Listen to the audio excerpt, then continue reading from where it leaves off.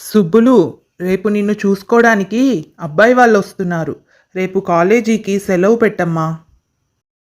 దేవుడా, ఈసారి వచ్చే అబ్బాయి అయినా నాకు నచ్చినట్టు అందంగా పొడుగ్గా ఉండాలి, తెల్లగా ఉండాలి, అచ్చు సినిమా హీరోలా ఉండాలి అని మనసులో అనుకుంటుంది సుబ్బలక్ష్మి. సుబ్బలక్ష్మి 20 ఏళ్ల తెలుగింటి అమ్మాయి. కానీ తెలుగు సినిమాలు చూడటం బోర్ అనుకుంటుంది. ఇంగ్లీష్ సినిమాలు చూడటం ఫ్యాషన్ అనుకుంటుంది. సినిమాల్లో ఉన్నట్టు అందమైన రంగుల ప్రపంచాన్ని ఊహించుకుంటుంది. తన జీవితం కూడా ఆ రకంగానే సాగాలని అనుకునేది. కానీ పాపం సుబ్బలక్ష్మికి జీవితం అంటే సినిమాలలోలా అందమైన సీన్లు మాత్రమే కాదు, ఏడుపులు, బాధలు, కష్టాలు కూడా ఉంటాయని ఊహించలేదు. అసలు సుబ్బలక్ష్మికి మొదట చిక్కు పేరుతోనే వచ్చి పడింది. ఆధునికత అంటే ఎంతో ఇష్టపడే తనకు తన పేరు పాత చింతకాయ పచ్చడిలా కనిపించింది. అది తన బామ్మ పేరు. కానీ సుబ్బలక్ష్మికి ఆ పేరు అస్సలు నచ్చలేదు. ఇంటర్ వరకు బాగానే ఉంది.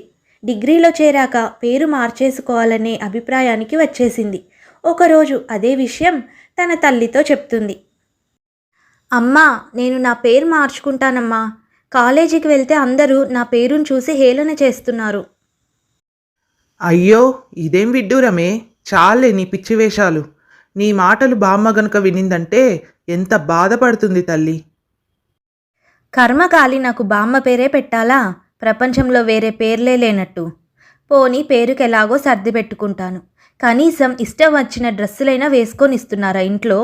ఆ లంగా ఓనీల బదులు డ్రెస్సులు, ప్యాంట్ షర్ట్లు వేసుకుంటాను అంటే ఎవరితోనూ లేచిపోయినట్టు పెద్ద గొడవ చేశారు. ఇదేం పోయే కాలమే నీకు? మగాడిలా ప్యాంట్లు తొడుక్కుంటా అంటావు. ఆడపిల్లవు, పెళ్ళీడికొచ్చిన దానివి, కాస్త పద్ధతిగా ఉండొద్దు అంటూ తల్లి రాజ్యం కసురుకుంటుంది. అందుకు సుబ్బలక్ష్మి మనసులో ఇలా అనుకుంటుంది. ఈ ఇంట్లో ఉన్నంతకాలం నా కర్మ ఇంతే. ఇలాంటి చోట పుట్టడమే నా దురదృష్టం. పెళ్ళయ్యాకైనా నా కోరికలన్నీ నెరవేర్చుకోవాలి అని మనసులో అనుకుంటుంది సుబ్బలక్ష్మి. కానీ పెళ్లి విషయంలో కూడా సుబ్బలక్ష్మి ఆశలు అడియాశలయ్యాయి. తనను చేసుకోబోయేవాడు సినిమాలో హీరోలా ఉండాలి అని అనుకుంది. తీరా పెళ్లి చూపుల్లో కామేశ్వరరావుని చూసి నీరు గారిపోయింది సుబ్బలక్ష్మి. కామేశ్వరరావు పేరే చెండాలంగా ఉంది. ఏ రమేష్, సురేష్ అలా ఎన్ని పేర్లున్నాయి. నా పేరు కంటే కూడా అసహ్యంగా ఉంది. పేరు సరే, మనిషైనా 6 అడుగులెత్తు ఉంటాడా అనుకుంటే ఈయన 5 అడుగుల 6 అంగుళాలు మించి లేడు. సన్నగా, బక్కపల్చగా, చామం ఛాయ రంగులో ఉన్నాడు. పోనీ రూపు సరే, కనీసం సినిమాల్లో హీరోలలా చిలిపిగా చూడటం, ఏదో మాట్లాడాలి అని పక్కకు పిలవడం, అలా ఏమైనా ఆహ్వానించాడా? అదీ లేదు. నాకంటే ముద్దపప్పులా ఉన్నాడు అని మనసులో అనుకుంటుంది సుబ్బలక్ష్మి. పెళ్లి చూపుల్లో అంతా ముభావంగానే కూర్చొని ఉంటుంది. పెళ్లి చూపులు అయిపోయాక తన తల్లిదండ్రులతో అబ్బాయి నచ్చలేదని చెప్తుంది. ఒసేయ్, నీకేమన్నా పిచ్చి పట్టలేదు కదా? ఇంతకంటే మంచి సంబంధం వస్తుందా మళ్ళీ? పిల్లాడు బుద్ధిమంతుడు, గవర్నమెంట్ ఉద్యోగం చేస్తున్నాడు. ఎలాంటి బాధ్రాబందీలు లేవు. ఇంతకు మించి సంబంధం తపస్సు చేసినా దొరకదు. అంతకు మించి సంబంధం తెచ్చే తాహత కూడా మాకు లేదు అంటూ బెదిరించి, తిట్టి అందరూ కలిసి సుబ్బలక్ష్మిని పెళ్లికి ఒప్పించారు. ఆడపిల్లని ఇంతకంటే ఏం చేయగలను అని అనుకొని పెళ్లికి సిద్ధమవుతుంది సుబ్బలక్ష్మి. అలా కొన్నాళ్లకు కామేశ్వరరావుకి సుబ్బలక్ష్మికి పెళ్లి జరిగింది. కామేశ్వరరావు ఉద్యోగం చేస్తున్న ఊర్లోనే కొత్త కాపురం పెట్టారు. కాపురానికి రాగానే 2.5 గదుల వాటా చూడగానే నిరుత్సాహపడింది సుబ్బలక్ష్మి. సినిమాలలోలా కాకపోయినా కనీసం ఇల్లన్నాక ఓ సోఫా సెట్టు, ఓ dressing table, dining table, fridge ఉంటాయని అనుకుంది. తీరా చూస్తే ముందు గదిలో 4 కుర్చీలు, ఓ చిన్న టీవీ, పడక గదిలో ఓ చిన్న మంచము, బట్టల స్టాండు, ఒక మనిషి మాత్రమే పట్టేంత వంటిల్లు, చిన్న పూజ గది ఉన్నాయి. ఈ మనిషికి అసలు టేస్టే లేదే. కొత్తగా కాపురానికి వస్తే ఇలానేనా ఇల్లు ఉండేది అని మనసులో అనుకుంటుంది సుబ్బలక్ష్మి. కాపురానికి వచ్చిన 4వ రోజే ఆ ఇల్లు బాగోలేదని, మరో ఇంటికి మారాలని, సోఫా సెట్టు వగైరా అన్నీ కొనాలని ఆర్డర్ జారీ చేసింది. అవన్నీ కొనడానికి డబ్బులు ఎక్కడి నుంచి తెమ్మంటావు? మీ నాన్న ఏమన్నా నాకు లక్షల కట్నం దారబోసాడా? నెల నెల జీతం ఏం చేస్తున్నారు? గవర్నమెంట్ ఉద్యోగం చేసే వాళ్లకు నువ్వు అనుకున్నంత జీతం ఏమీ ఉండదు. కావాలంటే ఈ నెల నుంచి జీతం మొత్తం నీకే ఇస్తాలే. ఆ డబ్బులతో ఇల్లే నడిపిస్తావో లేక సోఫా ఫ్రిడ్జులు కొంటావో నీ ఇష్టం. అని అంటాడు కామేశ్వరరావు. కామేశ్వరరావు తనకు ఏ విషయంలో సరిరాడని సుబ్బలక్ష్మికి పెళ్ళైన కొన్ని రోజులకే అర్థమైపోయింది. అలా సుబ్బలక్ష్మికి అసంతృప్తి రోజురోజుకి పెరిగిపోతుంది. భర్త తనతో ప్రేమగా మాట్లాడాలని, తనతో ఎక్కువ సమయం గడపాలని సినిమాలలో చూపించినట్టు తను వంటింట్లో ఉన్నప్పుడు భర్త పెళ్ళాం కొంగు పట్టుకొని తిరగాలని, అన్నం తింటూ ఒకరి నోట్లో ఒకరు తినిపించుకోవాలని రోజూ ఆరాటపడేది సుబ్బలక్ష్మి. కానీ కామేశ్వరరావు అదేది గుర్తించేవాడు కాదు. గుర్తించాలని తెలియదు కూడా పాపం అతనికి. ఏదో వేళకింత తిని ఉద్యోగానికి పోవటం, మిగతా సమయంలో టీవీ చూడటం, పుస్తకాలు చదవటం చేసేవాడు. కామేశ్వరరావు చేసే పనులకు సుబ్బలక్ష్మికి ఒళ్ళు మండేది. ఎలాగైనా తన భర్తను తనకు నచ్చినట్టుగా మార్చుకోవాలి అని అనుకుంది. ఒకరోజు ఆఫీస్ నుంచి వస్తూ మల్లెపూలు తెమ్మనింది. వీధిలోకి రావు అని అన్నాడు కామేశ్వరరావు. రావులేండి, మీరు వెళ్ళి కొనుక్కొని రండి అని అంది సుబ్బలక్ష్మి. నిజమనుకొని తెచ్చాడు పాపం కామేశ్వరరావు. ఇదిగో పూలు తెమ్మన్నావుగా అంటూ పొట్లం టేబుల్ మీద పడేశాడు. తానే స్వయంగా వచ్చి తన జడలో పూలు పెడతాడు అని అనుకుంది. కామేశ్వరరావు చేసిన పనికి సుబ్బలక్ష్మికి ఒళ్ళు మండింది. ఈ మొద్దు మొహమోడికి పూలు ఎందుకు తెమ్మన్నానో కూడా అర్థం కావట్లేదు అని విసుక్కుంటుంది సుబ్బలక్ష్మి. సుబ్బలక్ష్మి అన్నిటికీ చిర్రుబుర్రుమంటుంటే మొదట్లో కామేశ్వరరావుకి ఎందుకలా ఉంటుందో అర్థం కాలేదు. కానీ కొన్నాళ్ళు చూసి తన స్వభావం ఇంతే కాబోలు అని అనుకున్నాడు. ఆ తర్వాత సుబ్బలక్ష్మి ఎన్నిసార్లు గొనిగినా పట్టించుకోవడం మానేశాడు. ఆఫీస్ పని పూర్తి చేసుకొని ఇంటికి రావడం, ఇంట్లో ఉన్నంతసేపు పుస్తకాలు చదవటం లేదా టీవీ చూడటం చేసేవాడు. తన భర్తను తనకు నచ్చినట్టుగా మార్చుకోవాలని సుబ్బలక్ష్మి ఎన్నో ప్రయత్నాలు చేసింది. కానీ ఏవీ ఫలించలేదు. ఛీ, ఈ బతుకింతే, నాలాంటి దురదృష్టం ఏ ఆడదానికి రాకూడదు దేవుడా అని రోజుకు అనేక సందర్భాలలో అనుకునేది. కామేశ్వరరావు ఆఫీస్ నుంచి ఇంటికి తిరిగి వచ్చేసరికి జుట్టు దువ్వుకోకుండా, మొహం కడుక్కోకుండా పిచ్చి మొహం వేసుకొని నీరసంగా కనిపించేది. ఎప్పుడూ ఏదో కోల్పోయినట్టుగా ఉండేది. అలా కొన్నాళ్ళు గడిచాయి. సినిమాలకు షికార్లకు తీసుకెళ్ళమని అడగటం మానేసింది. సుబ్బలక్ష్మి అడగటం లేదని పాపం కామేశ్వరరావే ఒకరోజు గుర్తుపెట్టుకొని సినిమా టికెట్లు తెచ్చాడు. హా, సినిమా కూడానా నా బతుక్కి అని గొనిగింది సుబ్బలక్ష్మి. షికారుకెళ్దామంటే షికారుకెళ్ళే మొహాలే లేండి మనవి అని చెప్పేది. కామేశ్వరరావుకు సుబ్బలక్ష్మి ప్రవర్తన అస్సలు ఏమాత్రం అర్థమయ్యేది కాదు. సుబ్బలక్ష్మి, ఈ మధ్య ఎందుకు ఇలా ఉంటున్నావు? ఎలా ఉన్నాను? ఇలా ఉండాలనే కదా మీ కోరిక కూడా. ఒంట్లో ఏమైనా బాగుండట్లేదా? డాక్టర్ దగ్గరికి తీసుకెళ్ళమంటావా?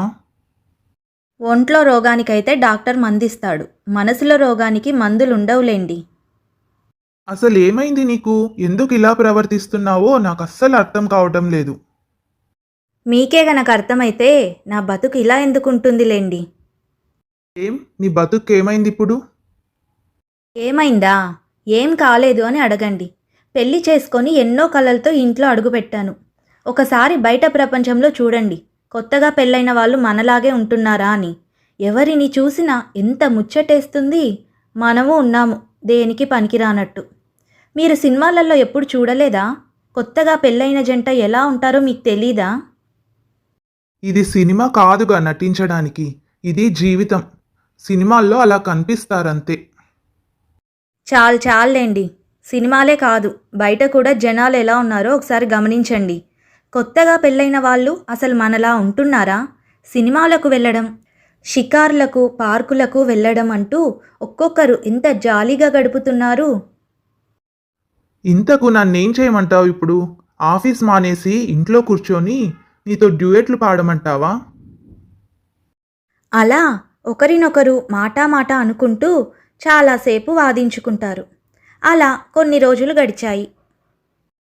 ఓ రోజు సుబ్బలక్ష్మి పుట్టినరోజు. కామేశ్వరరావుకి సుబ్బలక్ష్మి పుట్టినరోజన్న సంగతి గుర్తులేదు.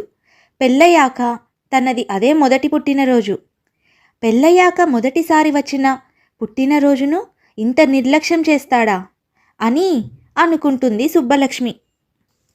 ఇదే ఏ సినిమాలో అయితే ఎంత వేడుక చేస్తారు. అర్ధరాత్రి 12 గంటలకు కేక్ కట్ చేయిస్తారు. కొత్త చీర తెచ్చి సినిమాకు షికారుకు తీసుకెళ్ళి ఎంత హడావిడి చేస్తారు. కానీ ఇక్కడ చూస్తే ఏమీ లేదు.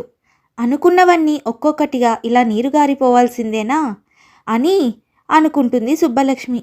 కామేశ్వరరావు ఆఫీస్ నుంచి ఇంటికి తిరిగి వచ్చేసరికి సుబ్బలక్ష్మి ఇంట్లో లేదు.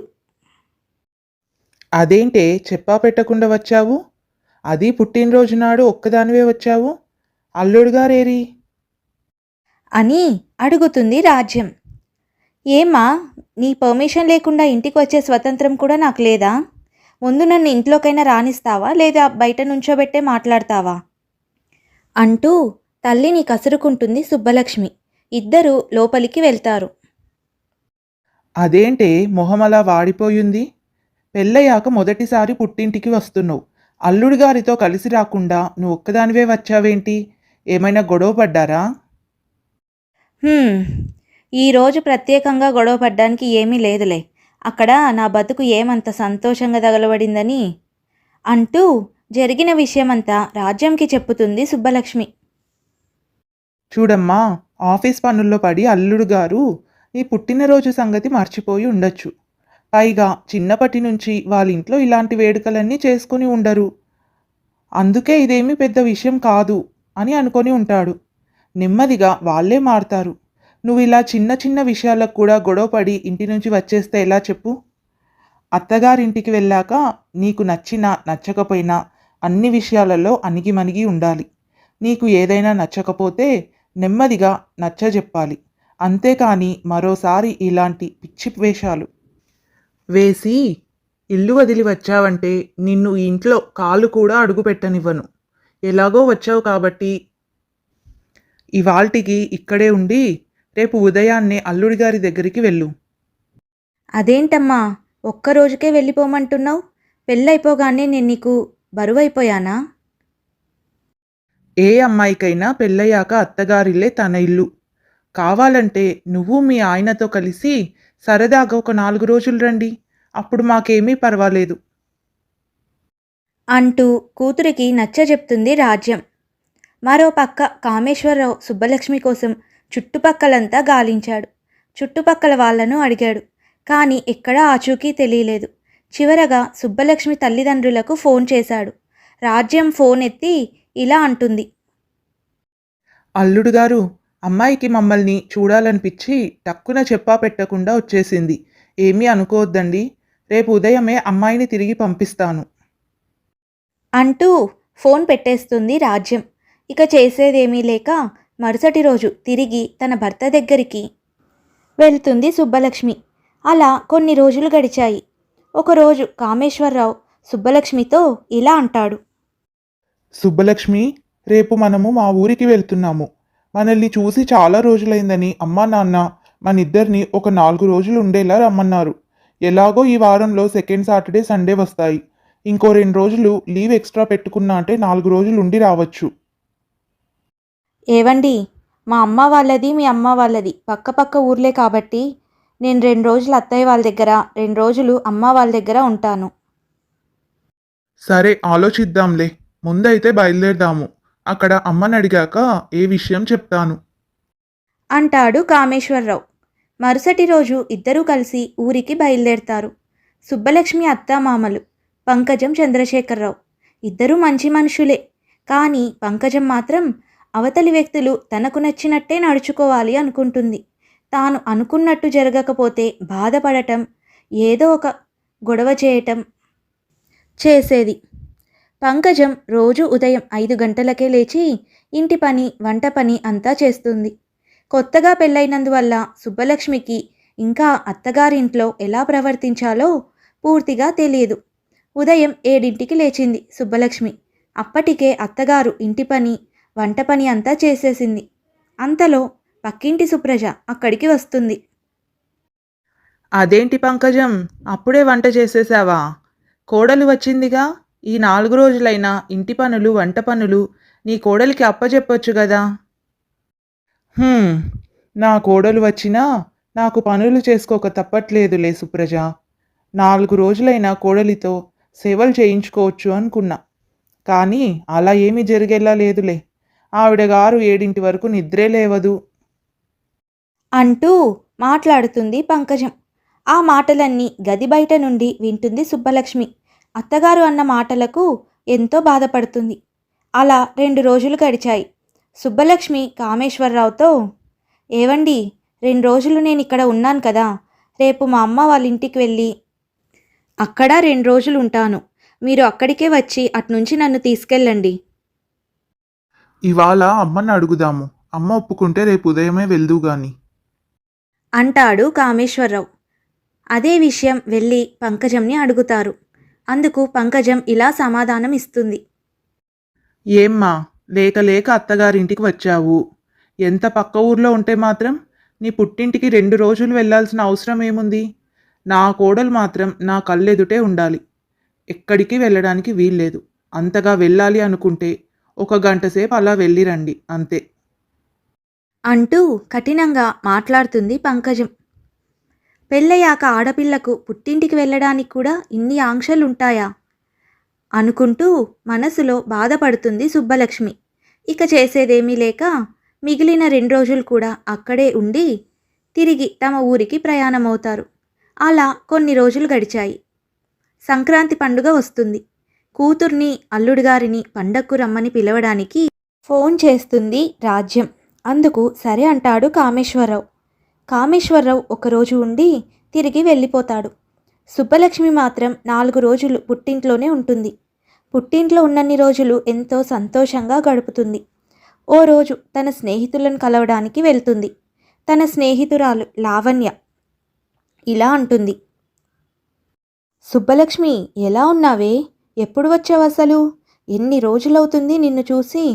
ఏంటే ఇంతలా చిక్కిపోయావు? అన్నట్టు నీకో విషయం చెప్పాలి. నాకు పెళ్ళి ఫిక్స్ అయింది. వచ్చే నెలలోనే పెళ్ళి. అబ్బాయి పట్నంలో ఉద్యోగం చేస్తున్నాడు. నీకో విషయం తెలుసా? పెళ్ళయ్యాక హనీమూన్కి ఊటీకి తీసుకెళ్తా అన్నాడే అంటూ చెప్పుకొస్తుంది లావణ్య. ఇదంతా విని సుబ్బలక్ష్మికి తన భర్త మీద మరింత కోపం ఎక్కువైంది.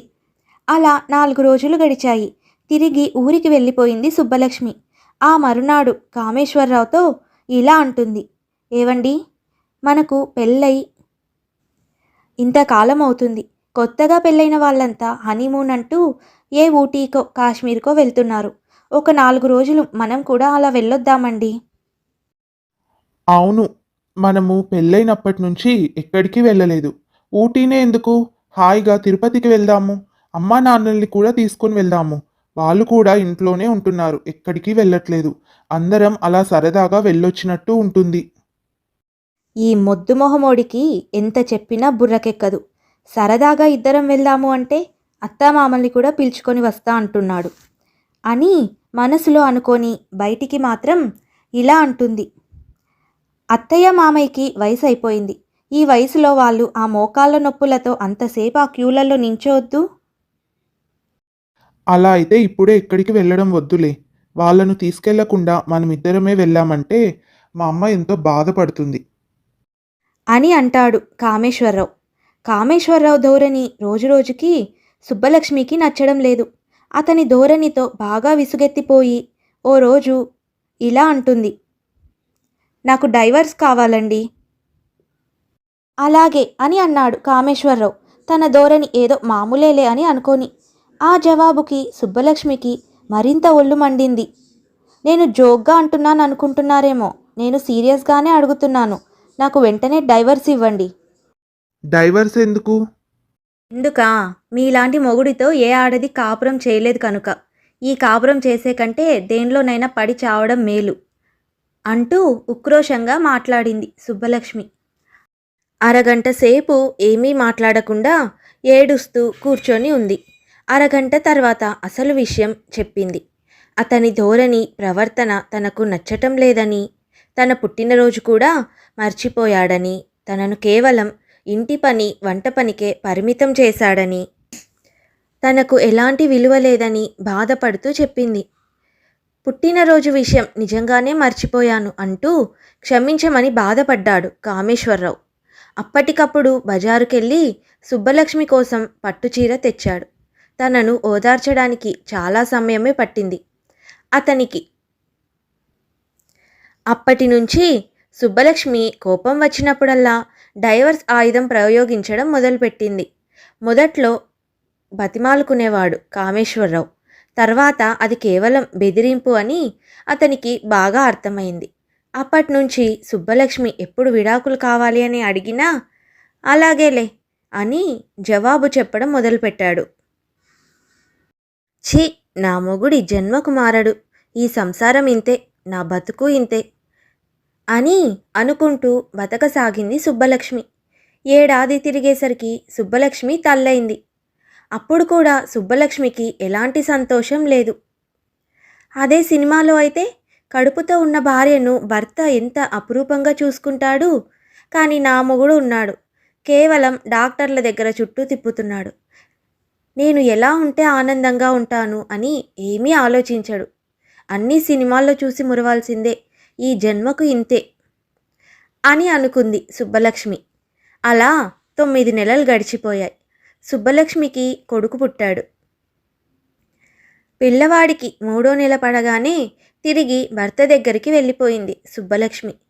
పిల్లవాడు పుట్టాక సుబ్బలక్ష్మికి మరింత పని ఎక్కువైంది. పిల్లవాడు ఎప్పుడూ ఏడుస్తూ చిరాకు పెడుతూ ఉండేవాడు. అదంతా చూస్తూ సుబ్బలక్ష్మికి కోపం చిరాకు మరింత ఎక్కువయ్యాయి. తాను బాధపడుతూ కామేశ్వరరావుకి కూడా ప్రశాంతత లేకుండా చేసేది. ఒకరోజు సుబ్బలక్ష్మి ఇలా అంటుంది. ఛీ, ఈ వెధవ అనవసరంగా పుట్టాడు.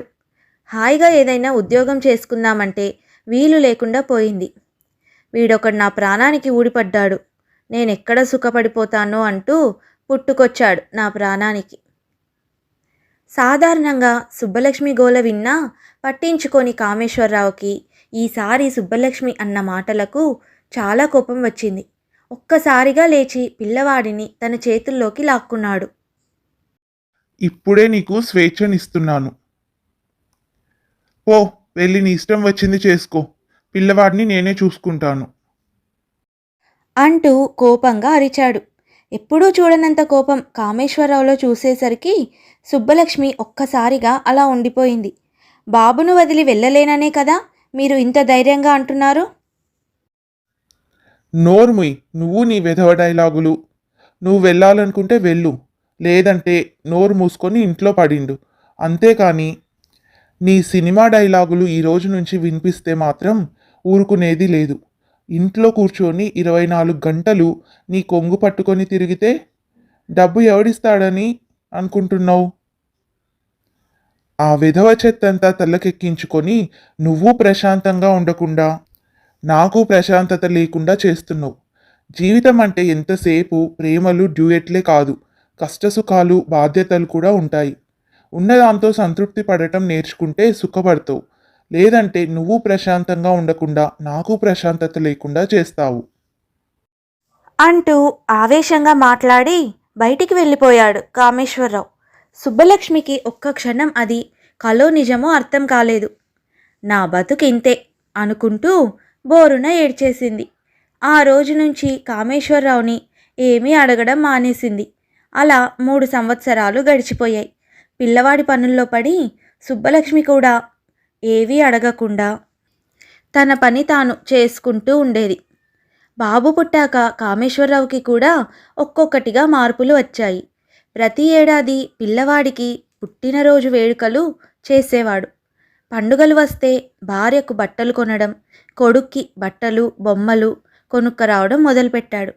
ఆదివారం వచ్చేసరికి పిల్లవాడు బయటికి తీసుకెళ్ళమని మారం చేసేవాడు. ఇక తప్పేది లేక సెలవు రోజుల్లో భార్యను కొడుకుని బయటికి తీసుకెళ్ళి తిప్పేవాడు. అలా కొద్ది కొద్దిగా మారుతూ వచ్చాడు కామేశ్వరరావు. కామేశ్వరరావులో వచ్చిన మార్పును చూసి సుబ్బలక్ష్మి కూడా ఎంతో సంతోషించింది. అప్పటి నుండి వాళ్ళ కాపురం సంతోషంగా గడిచింది. ఇది ఇవాల్టి కథ. ఈ కథ మీకు నచ్చినట్టయితే తప్పకుండా లైక్ చేయండి, షేర్ చేయండి.